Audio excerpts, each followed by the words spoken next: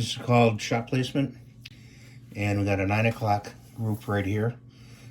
The reason we got a 9 o'clock group is when we hold the pellet gun, okay, we have our finger too much over to the left.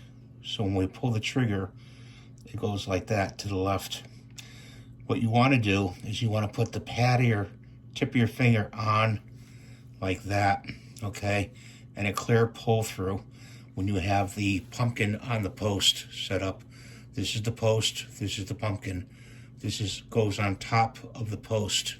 This post goes below it. You want to pull the trigger clearly, okay, through when you're shooting your pellet gun. That's why you get these groups to the left. See, this group was pretty good. It was to the center, but it was low. I was pulling downward.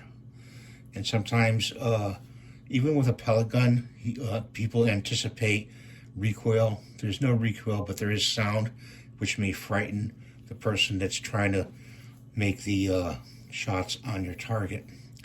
And that's what happens. So have your finger on the tip, a good grip, two-handed grip, and use the tip of your finger and follow through completely. So it's pumpkin on the post, tip of your finger, and a good grip, and a steady grip. And don't forget your breathing.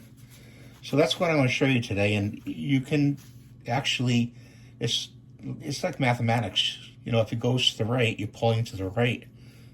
Your wrist is to the right. Usually the shots are to the left. People go like this.